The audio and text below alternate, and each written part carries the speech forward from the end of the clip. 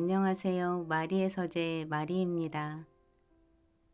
오늘 소개해드릴 책은 송차선 신부가 전하는 행복한 나이들매 지혜 곱게 느끼입니다.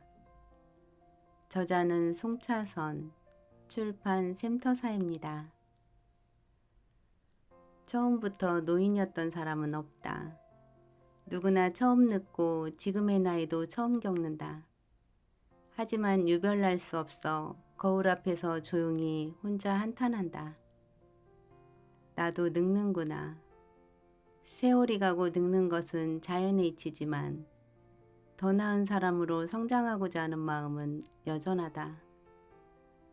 하지만 늙어감에 대해 편히 이야기하고 불안과 불편을 터놓고 더 나은 노년에 대한 지혜를 구하기는 쉽지 않다. 서울 석관동 성당 송차선 주임 신부는 노년의 신도들을 위해 곱게 늙기를 강의해왔다. 우리 모두 아름답고 곱고 품위있게 늙기 위한 올림픽에 참여합시다라며 재미있는 강의를 열어왔다.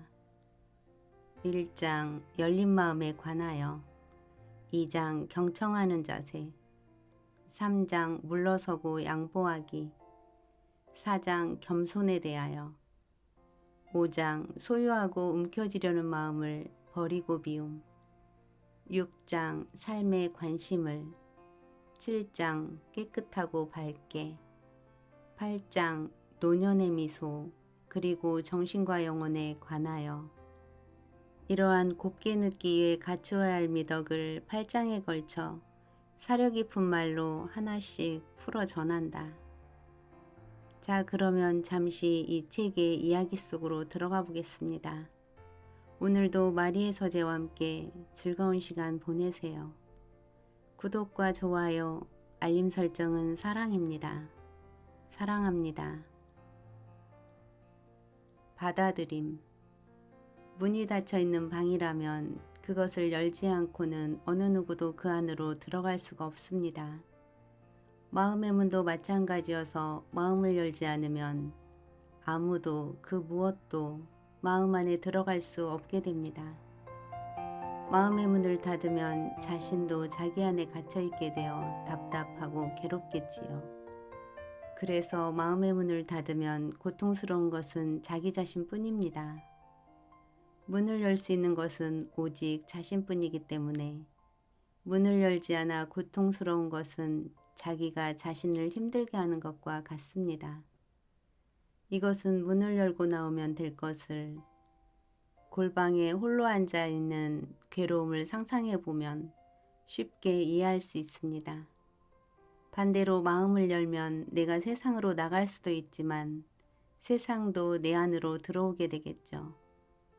그리고 현실이라는 실제도 내 마음의 방으로 들어오게 될 것입니다.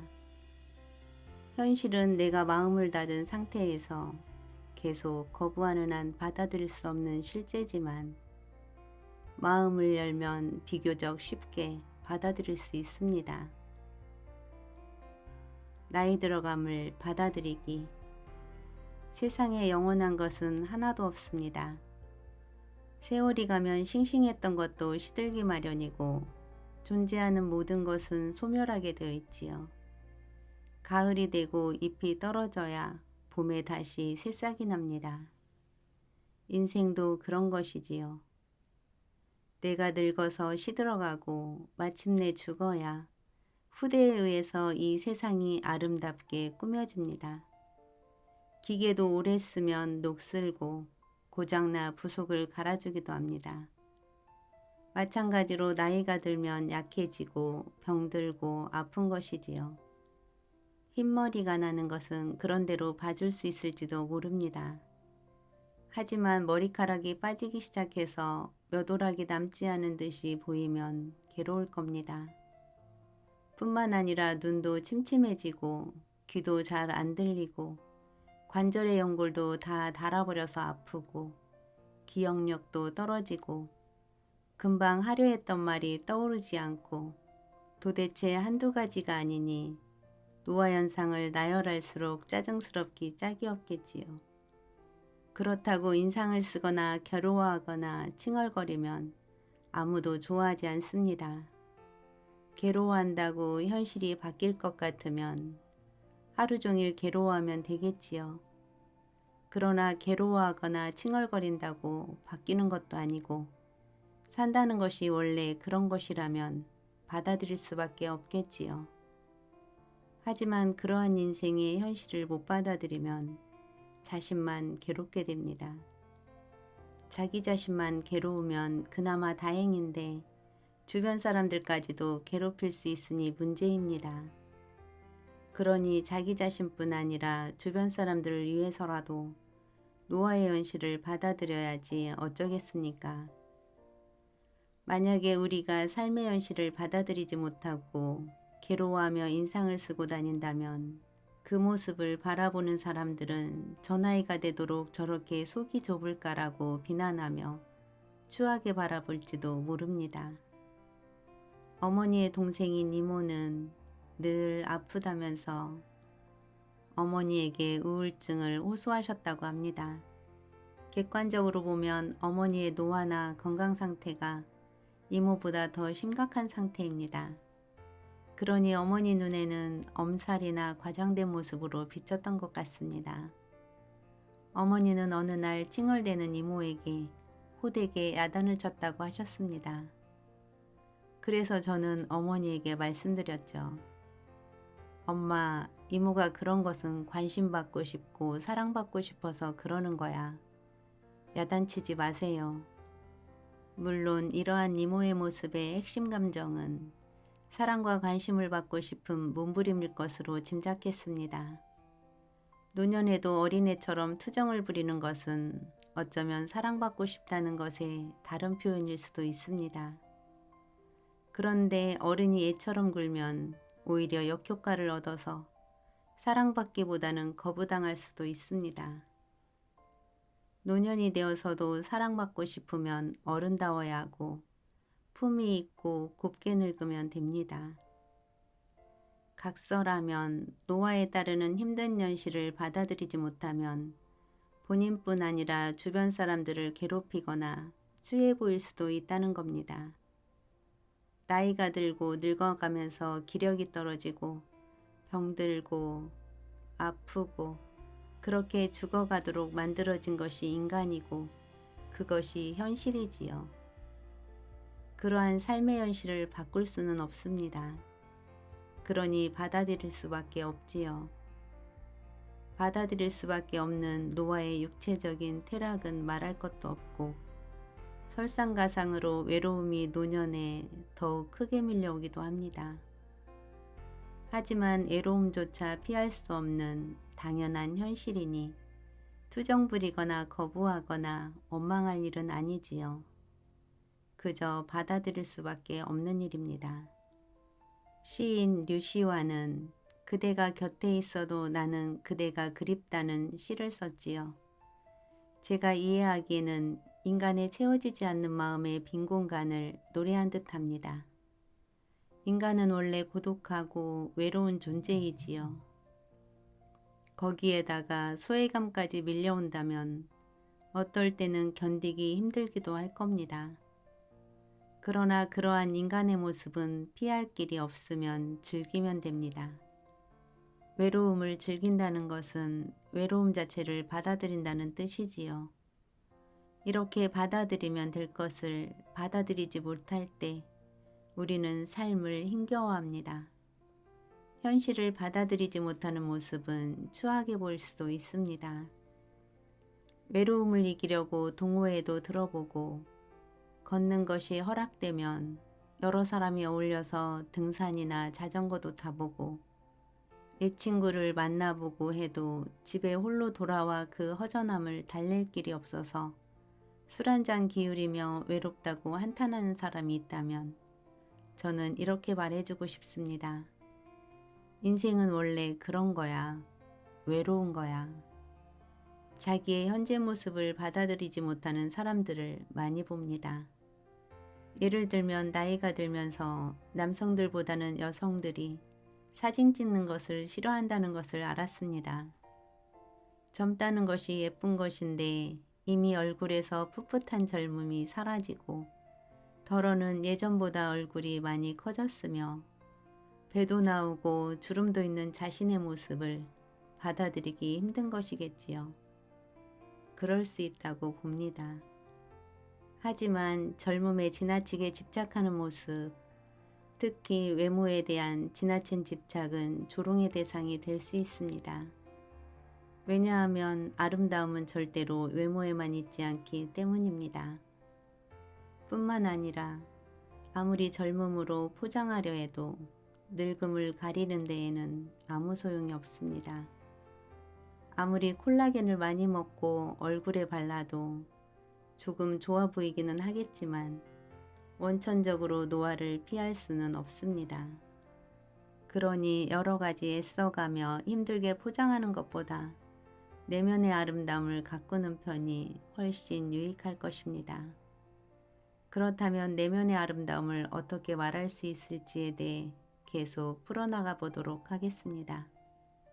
그러나 여기서 짚고 넘어가고 싶은 중요한 것 중 하나는 나이가 들어감을 받아들이는 것이 받아들이지 못해 몸부림치는 것보다 훨씬 더 아름답다는 것입니다. 말을 줄여야 듣습니다. 누구나 자기 자신이 살아온 인생은 너무나도 특별해서 마치 소설가 같다고 생각하지요. 그래서 나이가 들수록 하고 싶은 말도 많아집니다. 그런데 고령화될수록 할 말이 많아지는 반면에 오히려 말할 상대나 기회가 줄어들기 쉽습니다. 위에서 말한 것 같이 젊은이들은 고령자들에 대해 부담을 느끼거나 정서를 공유하지 못하는 것에 따르는 이질감으로 고령자들을 가까이 하려 하지 않는 경우가 많기 때문입니다. 뿐만 아니라 혹시라도 마음을 닫고 사는 경우에는 주위 사람들이 하나둘 떨어져 나가기 때문에 말할 상대도 상대적으로 적어집니다. 노인이 말이 많아지는 것은 할 말은 많은데 들어주는 사람이 적기 때문에 기회가 한 번 오면 한꺼번에 많은 것을 쏟아내고 싶어 하기 때문이겠지요.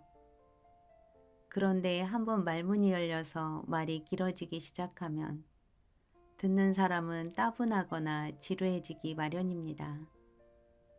내 삶에 관심을 가져주고 이야기에 귀 기울여 들어주려는 사람은 의외로 많지 않은 것이 사실입니다. 그래서 말이 길어지면 좋아할 사람이 그리 많지 않습니다.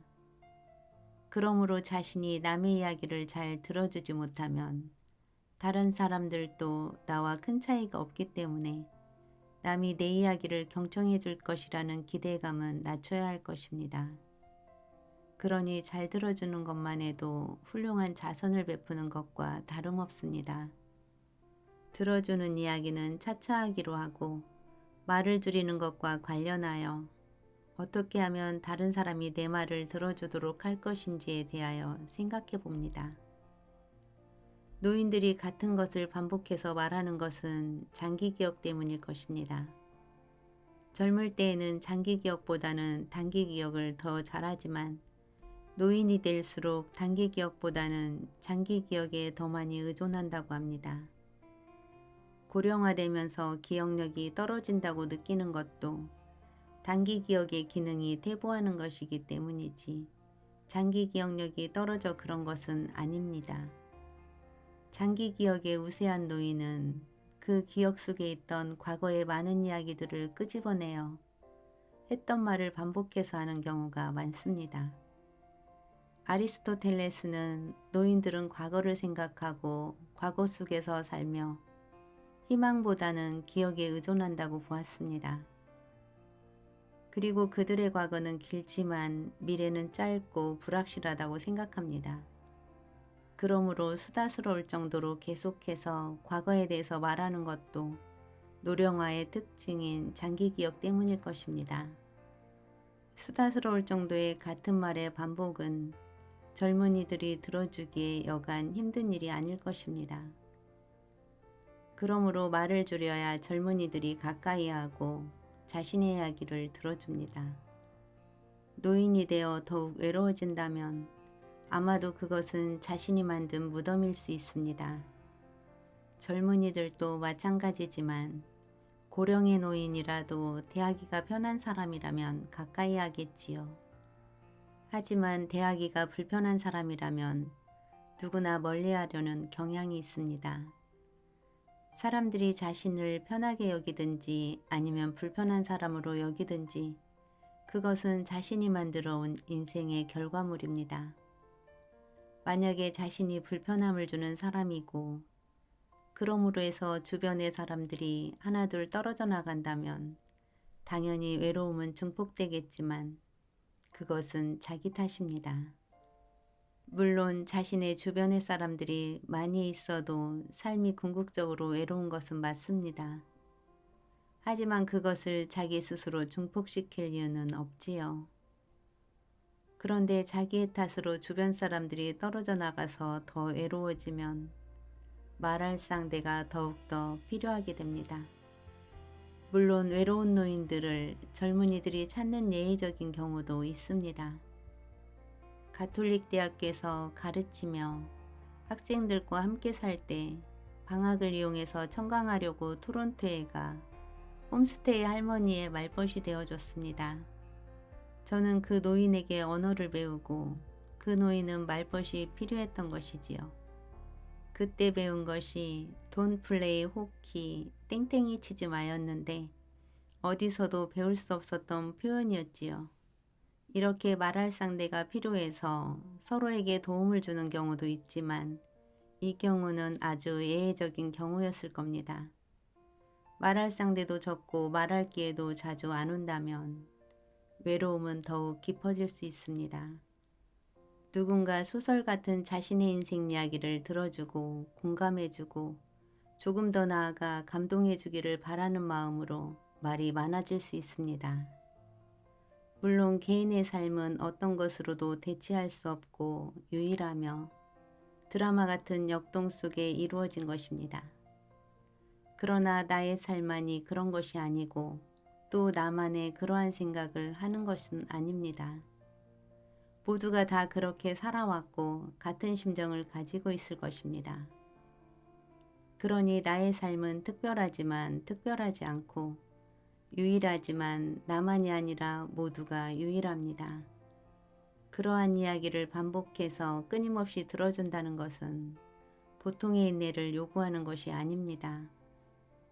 그래서 말을 줄여야 품위있게 나이가 들어가는 것입니다. 말이 많으면 사람들은 들으려 하지 않을 것입니다. 하지만 말이 적으면 사람들을 말을 기다리며 때로는 듣고 싶어 할 것입니다. 이때 말을 아껴가며 하면 상대방은 듣게 되어 있습니다. 말을 아끼지 않으면 사람들은 듣지 않으려 하고 말을 아끼면 사람들은 들으려고 합니다. 말수를 줄이는 것도 중요하지만 목소리 조절도 잘해야 할 겁니다.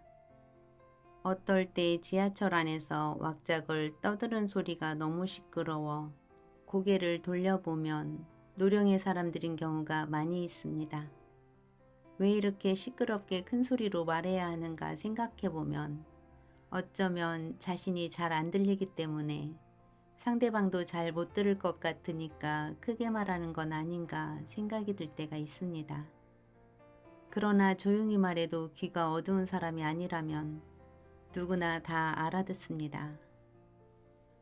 고래고래 소리를 지르며 큰 소리로 말한다고 의사 전달이 잘 되는 것이 아니지요. 말수를 줄이고 절제하며 작은 소리로 전달하는 메시지는 더 강력하답니다. 한편으로는 소리를 높임으로 해서 자신의 존재감을 드러내고 싶은 사람들도 있는 것 같습니다. 존재감을 드러내기 위해서 목소리를 높이는 것은 남녀노소 할 것 없지요. 그렇지만 유난히 목소리를 높이며 자신의 존재감을 드러내려고 하지 않아도 우리는 존재합니다. 자신의 존재를 드러내려고 하다가 오히려 존재감이 더 없어지는 경우가 있지요. 목소리 큰 사람이 이긴다는 것은 이미 옛날 사고방식이 되어버렸고 이제는 그러한 사람들을 천한 사람으로 여깁니다. 그렇다면 내 자신을 천하게 만들 이유가 없겠지요. 작은 소리를 내서 말해도 말이 품위가 있고 합리적이며 잘 다듬어진 표현이라면 존재감을 드러내려 하지 않아도 존재감은 생깁니다. 소리가 작으면 귀를 기울이지만 소리가 크면 귀를 막을 것입니다. 다시 말하면 말을 아끼며 작은 목소리로 말하면 사람들은 내 말을 귀담아 들으려고 할 것이며 말이 많거나 큰 소리로 말하면 귀찮아하며 듣지 않으려고 할 것입니다. 그렇다고 해서 지나치게 작게 말하면 듣는 사람이 힘들어합니다. 내 목소리가 어떻게 들리는지를 생각하며 조절하면서 말하는 지혜가 필요하겠지요.